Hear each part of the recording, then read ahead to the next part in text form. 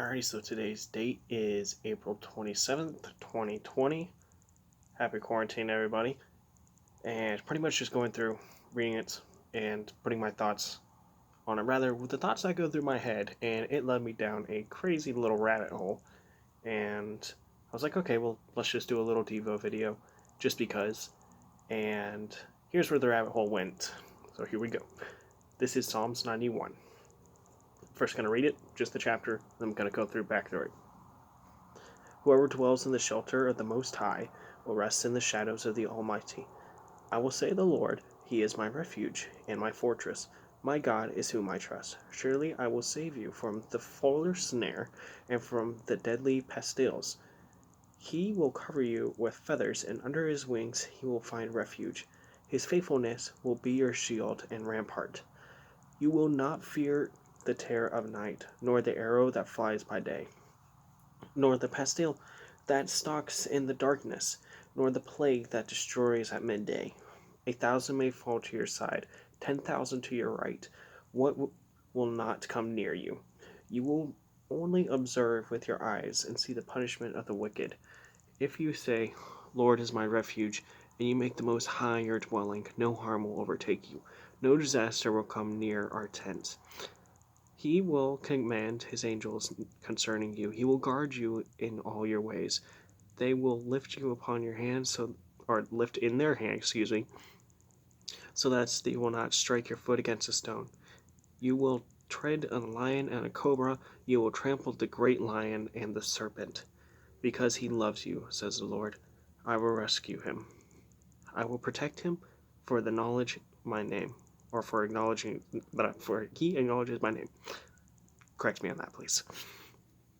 He will call on me, and I will answer him. I will be with him in trouble. I will deliver him and honor him with a long life that will satisfy him and show him all my salvation.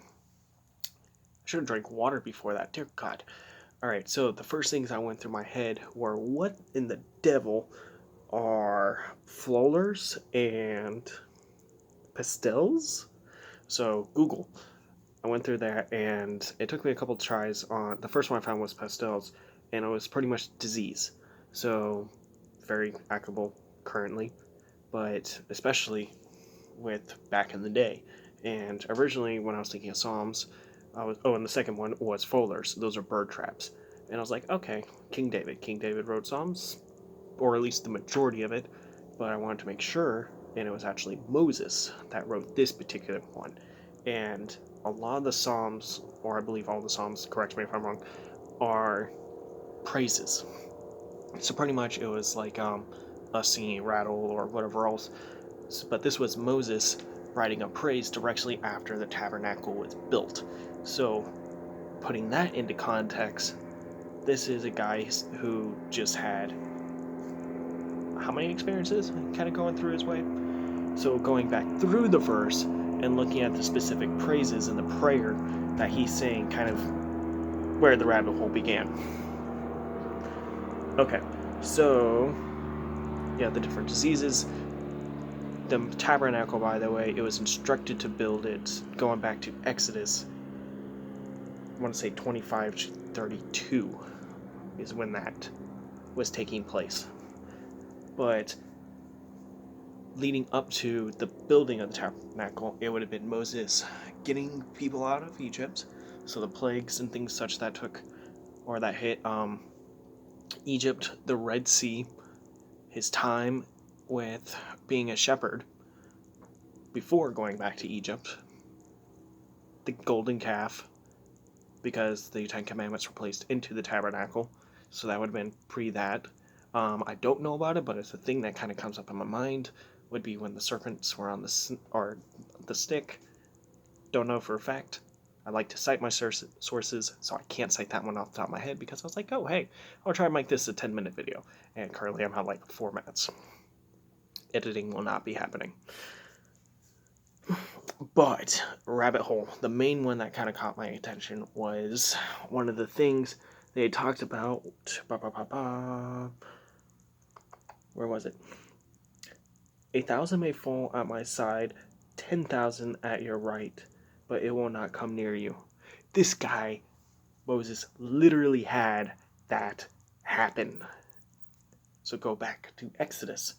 What happened when he came in and the people were worshiping the golden calf? The Levites came out, took out their swords, 3,000 dead. And that was the downplay punishment based before Moses changed God's mind. Fun fact, God's mind got changed multiple times. Think about that. Your prayers mean something. But yeah, before God was like, all right, screw these people, I'm done. Because literally they were breaking the first freaking commandment. Like, hey, here's, this nice little stone. Boom, no other gods before me. Hey, we're bringing this on down to them. What are they doing? They're worshiping a golden calf. So obviously he was a little ticked. But Moses talked him out of it. Then you also have the scenario of Egypt, where all the people in which he grew up with, Moses, Prince of Egypt, plagues on Egypt, saw a lot of people die there too. And then you have the Red Sea engulfing Pharaoh's armies. You also have the people getting bit by the serpents. You also have just the fact that it's a freaking wilderness that they're wandering through. This guy saw lots of people drop. And in writing this, and all the craziness of his life, from technically being persecuted at birth, to being a prince, to murdering somebody, to fleeing Egypt. We're going to keep that word. That would not be edited.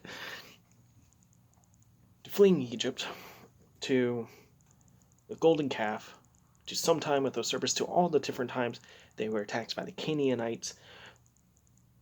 I wonder if he had the plague by that time too. Or not him. Man, who was it? Because Rachel. Man, I need to check that out. Somebody tell me if Rachel was the guy, or was his wife at that point. Because that's a whole other story. But yeah, all that boiled down to a moment to where the tabernacle is finally built. And he says, God, thank you. Thank you for being there for us. Thank you for getting us out of these situations. And he only lived like to 126. I think it was something around there. Which, in that particular time frame, if you're looking at Adam and everyone else, is relatively short. This guy had a very eventful life. And still, at the end of the day, when the tabernacle was finally built, it was, God, thank you for all that you have done. And thank you for giving us a place that, when we call your name, you protect us.